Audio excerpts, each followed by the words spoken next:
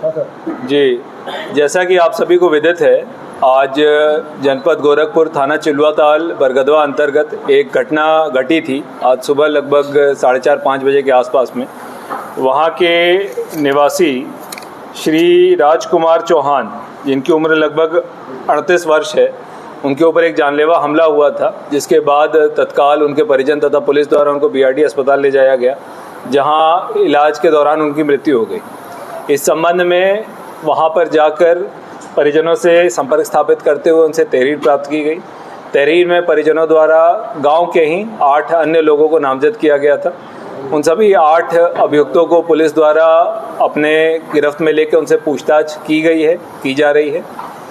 इसके बाद वहां पर लगे सभी लगभग 8 सीसीटीवी कैमरों का अवलोकन किया गया। उसमें 2 सीसीटीवी कैमरों में उसी गांव के 2 युवक, राज चौहान पुत्र रामचंद्र चौहान और विपिन यादव पुत्र विजय बहादुर यादव, ये दोनों बरगदवा के ही रहने वाले हैं और मिट्टी की डंपर के चालक हैं दोनों। इन दोनों का फुटेज पुलिस को प्राप्त हुआ।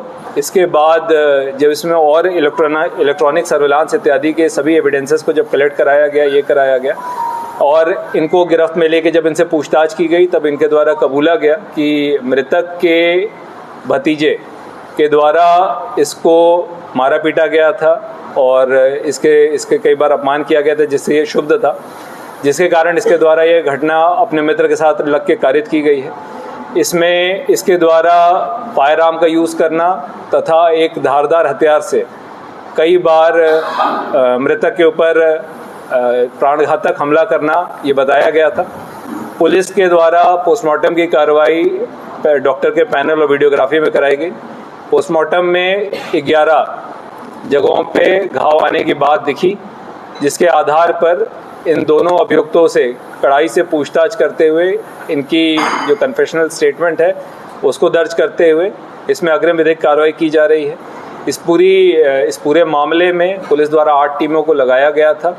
साथ ही इसमें परिजनों द्वारा सुरक्षा की भी मांग की गई है, जिसके अंतर्गत परिजनों को पुलिस की सुरक्षा भी दी जा रही है और इसमें विवेचना प्रचलित रखते हुए शेष इन 2 अभियुक्तों को गिरफ्तार करते हुए इनसे पूछताछ करते हुए अन्य अभियुक्तों के बारे में भी गहनता से जांच की जा रही है। देखिए, सीसीटीवी फुटेज में क्लियरली 2 अभियुक्त इसमें जाते हुए दिखाई दे रहे हैं और जिनके द्वारा ये पूरी घटना कारित की गई, उनके द्वारा पूरा घटनाक्रम बताया गया है और इसके साथ साथ बाकी परिजनों द्वारा 8 लोग जो उसी गांव के बरगदवा गांव के रहने वाले हैं, उन पे भी आरोप लगाया गया है।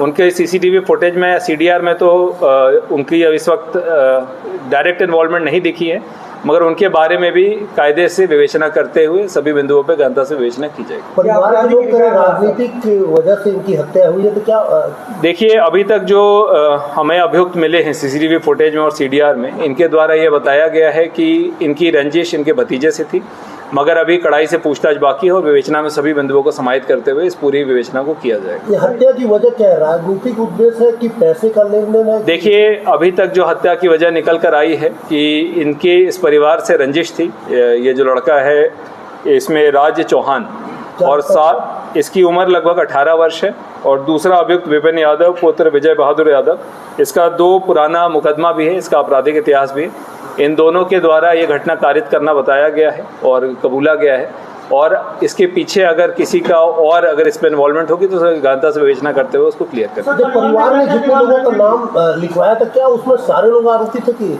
देखिए, अभी तक परिवार ने 8 लोगों को नामजद किया था। उन 8 पे विवेचना प्रचलित है और उसमें सभी बिंदुओं को समाहित करते हुए विवेचना को कंप्लीट किया। सर, परिवार ने क्या क्या डिमांड रखा था? देखिए, परिजनों के माध्यम से एक विवेचना त्वरित रूप से और स्पष्ट रूप से पारदर्शी रूप से किया जाए और पुलिस द्वारा उसमें बहुत सक्रियता से टीमों को लगाते हुए सीसीटीवी फुटेज, इलेक्ट्रॉनिक सर्विलांस का डिटेल, अभियुक्तों की गिरफ्तारी इत्यादि कार्रवाई पूरी की गई है।